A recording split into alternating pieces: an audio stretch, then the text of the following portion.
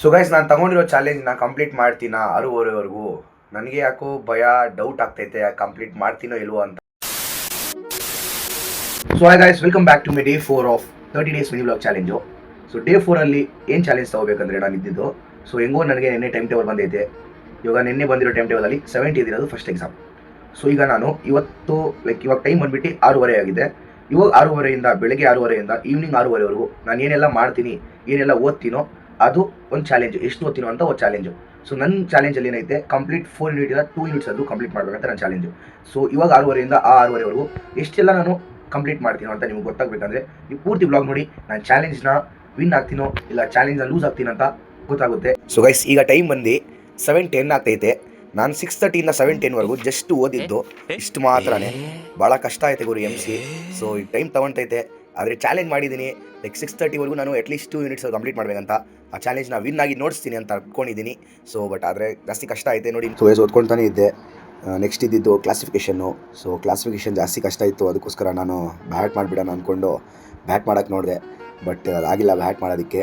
ಅದಕ್ಕೋಸ್ಕರ ವಾಪಸ್ ಅದನ್ನೇ ಹೇಳ್ತಾನೆ ಇದೆ. ಸೊ ದಟ್ ನನ್ನ ಮೈಂಡಿಗಾದರೂ ಅದು ಹೋಗಿ ಕೂತ್ಕೊಂಡುತ್ತೇನೋ, ಹಂಗೆ ಹೇಳ್ತಾನೆ ಇದ್ದರೆ ಆ ಡ್ರಗ್ಸ್ ಹೆಸರು ಅಂತ ಹೇಳ್ಬಿಟ್ಟು ಡ್ರಗ್ಸ್ ಹೆಸರು ಹೇಳ್ತಾನೆ ಇದ್ದೆ. ನನಗೆ ಕೂತ್ಕೊಳಕ್ಕೆ ಆಗ್ತಿಲ್ಲ, ಎಲ್ಲಾದರೂ ರೀಚ್ ಹೋಗಬೇಕು ಇಲ್ಲ ಫೋನ್ ನೋಡಬೇಕು ಅನಿಸ್ತೈತೆ. ಬಟ್ ಚಾಲೆಂಜ್ ತೊಗೊಂಡಿದ್ದೀನಲ್ಲ, ಅದಕ್ಕೋಸ್ಕರ ಕೂತ್ಕೊಂಡು ಓದ್ಕೊಳ್ತಾನೆ ಇದ್ದೀನಿ, ಪ್ರಾಕ್ಟೀಸ್ ಮಾಡ್ತಿದ್ದೀನಿ. ನೋಡೋಣ 6:30ವರೆಗೂ ಟೈಮ್ ಐತೆ. ಇನ್ನು ಏನೆಲ್ಲ ಕಿತ್ತು ಗುಡ್ಡೆ ಆಗ್ತೀನಿ ಅಂತ ನೋಡೋಣ 6:30ವರೆಗೂ. ಕ್ಲಾಸಿಫಿಕೇಷನ್ ಹೋದ್ಮೇಲೆ ಸೀದಾ ನಾನು ಹೋಗಿದ್ದು ಟಿಫನ್ ಮಾಡೋಕ್ಕೆ. ಟಿಫನ್ ಮಾಡಿ ಬಂದಮೇಲೆ ಮತ್ತೆ ವಾಪಸ್ ಕೂತ್ಕೊಬಿಟ್ಟು ನಾನು SCR ಓದೋಕ್ಕೆ. ಸೊ SCR ಓದ್ತಿದ್ದೀನಿ, ಒಂದು ಕಡೆ ಬರ್ಕೊಬಿಡೋಣ, ಮುಂದೆ ಕೂಡ ನನಗೆ ಹೆಲ್ಪ್ ಆಗ್ಬೋದು SCR. ನಾನು ಯಾವಾಗಾದರೂ ಎಕ್ಸಾಮ್ ಟೈಮಲ್ಲಿ ಜಸ್ಟ್ ಸುಮ್ಮನೆ ಆ ಶೀಟ್ ನೋಡಿಕೊಂಡ್ರೆ ನನಗೆ ಆ SCR ಜ್ಞಾಪನ ಬರುತ್ತೆ ಅಂತೇಳಿ ಒಂದು ಕಡೆ ಬರ್ಕೊತಿದ್ದೆ. ಇಟ್ಸ್ ಆಲ್ಮೋಸ್ಟ್ 10:30 ಆಗಿದೆ ಟೈಮು. ಬಟ್ ನಾನು ಒಂದು ಸಿಂಥಸಿಸ್ ನೋಡ್ತಿದ್ದೀನಿ. ಸಿಂಥಸಿಸ್ ನೋಡಿದ ತಕ್ಷಣ ನನಗಂತೂ ಒಂಥರ ಲೈಕ್ ಓದೋಕ್ಕೆ ಇಂಟ್ರೆಸ್ಟೇ ಬರ್ತಿಲ್ಲ. ಆ ಸಿಂಥಸಿಸ್ ನೋಡಿ ನೀವೇ ಹೆಂಗೈತಂತ. ನನಗಂತೂ ಫುಲ್ಲು ಒಂಥರ ಆಗ್ತೈತೆ ಓದೋಕ್ಕೆ. ಸೊ ಒಂದು ಅರ್ಧ ಗಂಟೆ ಬ್ರೇಕ್ ತೊಗೊಂಡು ಮತ್ತೆ ಓದೋಣ ಅಂದ್ಕೊಂಡಿದ್ದೀನಿ.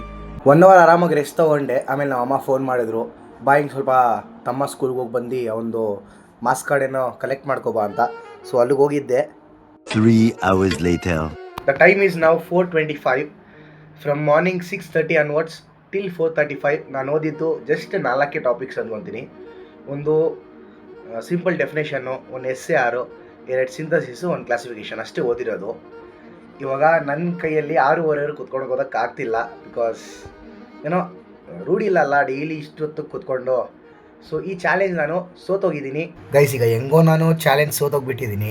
ಈಗ ಮನೇಲಿ ಕೂತ್ಕೊಂಡು ಏನು ಮಾಡಲಿ, ಇಂಟ್ರೆಸ್ಟ್ ಬರ್ತಿಲ್ಲ ಓದೋಕ್ಕೆ, ಫುಲ್ ಬ್ಯಾಕ್ ಪೇನ್ ಆಗಿಬಿಟ್ಟೈತೆ. ಅದಕ್ಕೋಸ್ಕರ ನಾನು ಕ್ರಿಕೆಟ್ ಆಡೋಕ್ಕೆ ಬಂದೆ. ಸ್ವಲ್ಪ ಮೈಂಡ್ ಫ್ರೆಶ್ ಆಗಿರುತ್ತೆ, ಮತ್ತೆ ಮನೆಗೆ ಹೋಗಿ ಓದ್ಬೋದೇನೋ ಅಂತೊಂದು ಇಂಟೆನ್ಷನಿಂದ ಅನಿಸಿದ ಆಡೋಕ್ಕೆ ಬಂದೆ ಕ್ರಿಕೆಟು. ಇವತ್ತು ಈ ಹುಡುಗ ಮ್ಯಾಚೇ ಆಡಿಲ್ಲ, 1 ಮ್ಯಾಚ್ ಆಡ್ದ ಅಷ್ಟೇ, ಅದಕ್ಕೆ ಸುಸ್ತಾಗಿಬಿಟ್ಟವನೆ. ಅದಕ್ಕೋಸ್ಕರ ಜ್ಯೂಸ್ ಎಲ್ಲ ಕುಡಿತಾವ್ ಇವನು. ಅದಾದಮೇಲೆ ನನ್ನ ಹತ್ರ ನಮ್ಮ ರಾಹಿಲ್ ಜಗಳ ಮಾಡೋಕ್ಕೆ ಬಂದುಬಿಟ್ಟವನೆ. ಅದು ಏನಕ್ಕೆ ಜಗಳ ಮಾಡಿದ್ ನನಗೆ ಗೊತ್ತಿಲ್ಲ, ನನಗೆ ಹೊಡಿಯೋಕ್ಕೆ ಬಂದ. ನಾನು ಬಿಡ್ತೀನಿ ಅವನಿಗೆ ಹೊಡೆದಿರಾ. ಆಮೇಲೆ ನಮ್ಮ ಅಯಾನೇನೋ ಹೇಳೋರೆ ಕೇಳಿಸ್ಕೊಳ್ಳಿ. ಫಾಲೋ ಮಾಡಿ, ಶೇರ್ ಮಾಡ್ರಿ, ಕಮೆಂಟ್ ಮಾಡ್ರಿ. ಸೊ ಗೈಸ್, ಮನೆಗೆ ಬಂದೆ. ಮನೆಗೆ ಬಂದಮೇಲೆ ಮ್ಯಾಚ್ ಐತೆ ಅಂತ ಹೇಳ್ಬಿಟ್ಟು ಇವತ್ತು ಲ್ಯಾಪ್ಟಾಪ್ ಆನ್ ಮಾಡಿದೆ ಮ್ಯಾಚ್ ನೋಡೋಣ ಅಂತ. ಆದರೆ ಬೇಜಾರಾಗೋಯ್ತು, ಯಾಕಂದರೆ ಮಳೆ ಬೀಳ್ತೈತೆ. ಸೊ ಆ ಒಂದು ರೀಸನಿಂದ ಟಾಸ್ ಡಿಲೇ ಆಗ್ತೈತೆ. ಐ ಥಿಂಕ್ ಗುವಾಹಟಿಯಲ್ಲಿ ರೇಂಜ್ ಸ್ಟಾಪ್ ಆಗಲ್ಲ. ಸೊ ಮ್ಯಾಚು ಕೂಡ ಆಗಲ್ಲ ಅಂದ್ಕೊಂಡಿದ್ದೀನಿ. But fingers are crossed that match ಆಗಬೇಕು. ಯಾಕಂದರೆ ನಮ್ಮ ರೋಹಿತ್ ಶರ್ಮಾ ಬ್ಯಾಟಿಂಗ್ ನಾವು ನೋಡಬೇಕು. ಇವತ್ತು ಬೆಳಗ್ಗೆಯಿಂದ ಕಾಯ್ತಿದ್ದೆ ನಮ್ಮ ರೋಹಿತ್ ಶರ್ಮಾ ಬ್ಯಾಟಿಂಗ್ ಬರುತ್ತೆ ಅಂತ. ಎಕ್ಸೈಟ್ ಆಗಿದ್ದೀನಿ, ನೋಡೋಣ ಏನೆಲ್ಲ ಆಗುತ್ತೋ. ಇವತ್ತಿನಗಿಷ್ಟೇ. ಸೊ ಸಿಗೋಣ ನೆಕ್ಸ್ಟ್ ವಿಡಿಯೋಲ್ಲಿ.